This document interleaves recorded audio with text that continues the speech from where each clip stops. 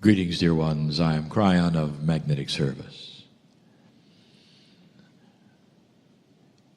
Every time the messages begin, there are a few moments of adjustment. The adjustment is for my partner, it is for you, it is for those listening. For truly, the messages are given almost in another dimension. For the human being, it's the dimension of belief. That you could really switch gears and in your mind stop listening to a human and instead listen to a multidimensional message from the other side. And what would I say to you today? Perhaps it's even a little different than before. I start with enamorment for the human. For you pulled it off. A colloquialism that means you really did it. Almost at the last moment, the timing brought you to the end of a cycle. And you did it without another war. You went through it without strife. And yet you really don't know what you've done. You find yourself in a brand new energy. Since 2012, many things are reacting and changing. Not just you. And that's what I want to talk about. Let's start with one of the basics. The crystalline grid of this planet. I have discussed, talked about, channeled. I have told you that it is a remembering grid. I told you that it is one that is active and activated by the emotions and the compassions of human beings. I told you it is a fast-track grid. That is to say, if it changes, then those humans who are placed upon it will feel that change. And up to now, it has had only that which has been negative. Really? Because that is what human nature responds to. If you don't believe me, watch your news. It seems to be what human beings are most attracted to and interested to. The horror, the negativity, the drama. And that is human nature. And that is changing. And so that grid would then respond to that which you respond to. And that's why it is what it is until now. What happens to the crystalline grid of this planet in the new energy? Well, I think I gave you a hint before. Dear ones, it's almost like it was rebooted. And the things which it remembered before, which were negative and dramatic, in the places it remembered them, will start to diminish and disappear. It's almost like the timing created an entire different physics for you, for the planet. It's a fast-track grid. That is to say that you are now imprinting it fresh. When you reboot something, all that was before goes away and it starts again. And dear ones, that is what's going on. Now I started simple. For the crystalline grid is an example, and it's fairly linear, and you can understand it. But then there are those who have asked the esoteric questions about time. Now, if you have not been part of the seminar, it's difficult for you to comprehend the discussion. Only because the seminar gave it, that is to say, it explained it. It gave it credibility, and the knowledge was displayed about the circle of time. Now, the circle of time is not anything that you really feel, because for you it is straight line, past, present, future. But the reality is it's fractalized. It goes in a circle. It really does. And in a certain way, you might say that as things happen, they create bumps on the road so that when you go in the circle again, you feel the bumps, or you see them coming, or you feel that something is going to happen, and that literally often creates the thing happening again. That's fractal time. It's been studied, displayed. There's physics behind it. So what happens to that? What happens to the fractals? What happens to the events on the timeline in the past that might trigger the future? I'm here to tell you something. The whole timeline, all of the fractals, everything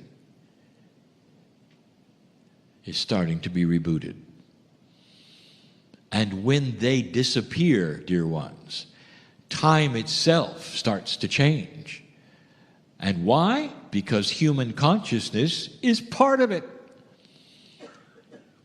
If you reboot fractal time, it means that the things in the past will not affect you today or tomorrow in the future like they did in an older energy, where you kept tripping on them and they kept coming around and you had war after war after war, because that was what was expected. And that was human nature. Now, if this is the case, and the timing of things starts to be different, you are writing a new timeline. You're creating new bumps. But the bumps may actually be positive, not negative. Fractals are that way. They're going to react no matter what you do, except that the old ones and the old energy won't be here. You might say you've cleaned it. Controversial. It's controversial in physics. Time is time. No matter what happens, it would tend to be thought and perceived to always be the same. The process is the same, eons of the same, and suddenly I'm saying to you, it's being changed. The catalyst? Consciousness. So let's go one step further. If the fractals are changed, would that affect the reaction of humans about the past? The answer is, oh yes. Suddenly, this may very well be the beginning and the seed planting of peace among former enemies. And where do you see that on the planet that is so profound? And the answer is the Middle East. Middle Eastern people and civilizations do not expect what I'm telling you. I was in a large theater, and my partner took me there, sitting alone on the stage in the lights with 1,000 Israelis. They were there to hear a message from Kryon. Hopefully about their land or not, they don't know what Kryon's going to say. And I told them that they were chosen to bring peace on earth, that they were tasked to create peace on earth, and that they were the only ones that could do it. And it would not come from the outside, it would not come from the West, only from them. And the reaction that I got a consciousness that I could feel, because I know what being thought was how. When for eons, this is what we wanted. And since the 40, when permission to return to the land and create it was given, even since then, it just got worse. How? Are you going to turn a magic switch, Kryon, so that suddenly we can have peace in this land? And the answer was, no, they already did it. And they did it in December 21, 2012. And the reset has begun with the perception of the past, because the fractals are gone or being rewritten. And there's going to be children who are going to ask the question, tell me again, Dad, why it is I'm supposed to hate them? I'm not truly getting it. Tell me again, what happened in the past is supposed to do what to me now? Tell me, Dad, why can't we bring it forward into now? Tell me, Father, why we can't wipe away people who are now dead and gone and what they did, and start now and look into their eyes and say, let's work it out. It's going to happen on both sides. And there will be a lot less emphasis on who did what to whom and why and when. And instead, there'll be a consciousness of a clean grid and a start over. And an idea that maybe, just maybe, consciousnesses can come together without the past dictating who hates who. What a concept. This is the catalyst for peace in the Middle East. And it would never have happened if you had not passed this marker. There's more. The light and the dark balance of the planet starting to rearrange itself is going to create more wild cards. Wild cards in the form of human beings making change in ways and in places you don't expect. There's one way overdue in New York City at the United Nations. For it's an old organization with wonderful ideas about helping the planet, but stuck in its politics. What will happen there? If you don't see much, it may actually cease functioning. These are the things that I'm telling you that you don't expect. An organization out to create peace on earth may be dysfunctional and go away. Or a wild card may come and restructure it all under great controversy and almost no funding. That's what wild cards do. You may find it in business, in banking. New ideas never tried before, radical to the max. Expect these kinds of things. But they have to grow on you. So there may be some starts and stops. There may be seed planters who don't make it, and others who will come in after the seeds start growing. That means ideas that are not accepted yesterday that may actually then be accepted later, because as you evolve, you'll see the wisdom in them. This is all part of the growth process through time. This is where you are. You're at the beginning of the growth process. And all this with a new grid, with very, very few fractals to undo, with a clean slate, and a time that has, are you ready? No prophecy at all written about it. Zero. There are no elders anywhere or channelers anywhere at the moment giving you good, solid prophecy about what's next. Because you went through the tunnel of the old energy, the old prophecies.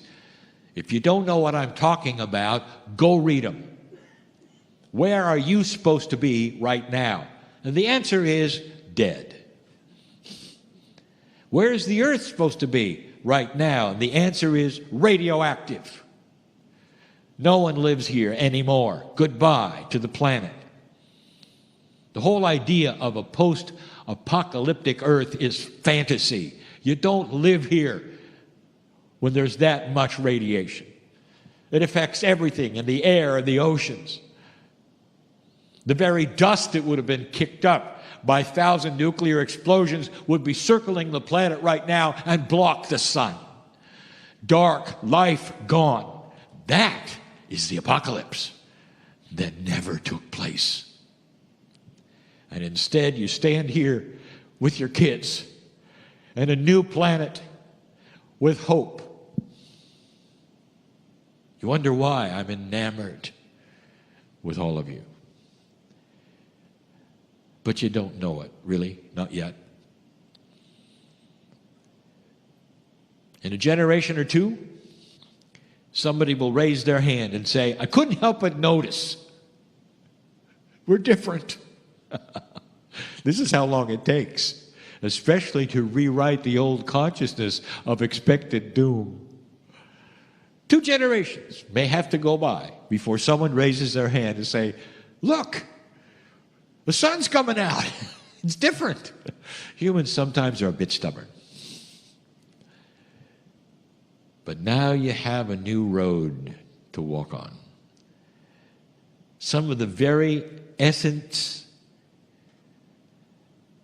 of metaphysics is changing. Processes, procedures, how you meditate, how you pray, what it feels like, how long it takes. Expect these things to move, because now you're sitting in a fresh, new energy. I'll tell you this, it isn't fresh enough. Because as the earth refreshes itself, even through the weather changes, as I said last week, consciousness has yet to escape the expectation of doom. That's what's next. So you want to know what your task is at the moment, dear old soul, is to encourage those around you. When you hear them talk about the fact that they cannot get ahead, or that things are horrible on the planet, or what the news said last night, in a very loving, positive way, timed correctly, you can say, I'm really not on board with that. I feel we have a positive time ahead. Things are different. Can't you feel it? Can't you see it? I think we've got a bright future. We've got to be patient with it. And that is seed planting. And they may laugh in your face. But the planting of the seed that you have done has a compassionate overview that sticks in their consciousness. It's attractive. They may come back to you and say, why do you feel that way? I remember what you said. I just don't know why you feel that way. Then you can tell them a little more about the precession of the equinoxes, perhaps what the ancients said, a little bit more about the history of the planet that is seemingly unknown in the West. Ask them to do some research, get them going, plant the seeds. Young people will come to you, sometimes confused of what their parents have told them about the future. You may be the only one that may say to a young person, it's a lot brighter than they know. They're still kind of in the shadow. I'm sitting in front of 1,000 Israelis, on stage alone with my partner. And I told them, I said, in a black and white Israel, color is coming. And the whole idea was foreign to them because it never's been there. It's always been a black and white Israel. And then I told them, it's up to you. And now I'm telling you why these things have a propensity to change in a new energy. And the potential is ripe for that change. Now, the timing of it is up to the humans. Did you hear that? Spirit is not in control of free choice. How long will it take is up to them, you, human consciousness, and if you believe this message today, everyone who's hearing it. Are you going to pick it apart? Discuss it on YouTube? And comments of how stupid it is. And if you are, and you read that, that's a human being who has not escaped yet. The whole idea of doom. And that is what is going to be rewritten first. What do you expect? Dear old soul, I want you to leave this place with those questions in your mind. What do you really expect? And if you expect the sun to come out and the energy to win here in the light, if you expect that which is unexpected in the Middle East, if you can see what the wild cards are doing and not be fearful and worried, if you're in that place, that's the first step to cognizing what really is going to happen here. A new planet, new consciousness, new ways starting to grow up. The end of war. The beginning of something you don't even expect is coming. Color is coming. That's the message. You are having things around you change to support you, and if you didn't figure it out, it's the grid, it's time, it's fractals, maybe even physics itself. As the field starts to come forward and synchronize and harmonize things even more. It's a wonderful message. Do you believe it? Free choice. But old soul, some of you are feeling it. Don't be confused, because your life is not necessarily cooperating with everything I've said. Because the timing of your awakening and change and recalibration is unique to you. Did you hear that? We don't have a group of old souls all taking one pill. Each one of you, so unique, so different, will awaken and evolve at different times for different reasons. Sometimes the synchronicity of what's coming will not allow it yet. And you're jumping up and down saying, how come I don't get it? You'll find out when the train arrives. Then you can get on it. But if you wake up too soon and go to the station, you're going to be frustrated the train isn't there. Let synchronicity work for you, not against you. Be patient with all things. What do you do while you're waiting? Why don't you sit there and say, thank you, God, for loving me? Why don't you accept God within? Why don't you think what is beautiful in your life that you can think about? What kind of positive change can you make while you're waiting? This starts to clean up the fears, the anxiety, and all the things that are not compassionate and beautiful. I have been accused of being the Pollyanna channel. I admit it. I am. Because I know what's coming. I've seen it before. Free choice. You can do with it what you wish.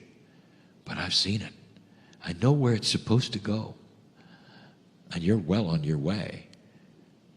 But dear ones, you just started. This is the beginning. That's enough for now. What are you going to do with all of this? Some cannot digest what I've said yet. But later you'll realize it, you'll see it, you'll understand it. And others of you get it right now. Again, You're all on different paths. Spirit knows who you are. Spirit knows your name. You're not in the dark. You're not without support. How does that make you feel? From the beginning of the channeling, 28 years ago, I gave you the metaphor, very beginning. I dare you. Climb in the closet, shut the door, turn off a light. Ha ha, too bad. All the angels that came in with you are still with you. You can't get rid of us. That's the God in you, surrounded by that which you would call the magnificence of the other side of the veil, the higher self, the innate, that you carry around, pretending you're alone. But free choice may keep you alone if you want to be. I am Kryon, in love with humanity. And so it is.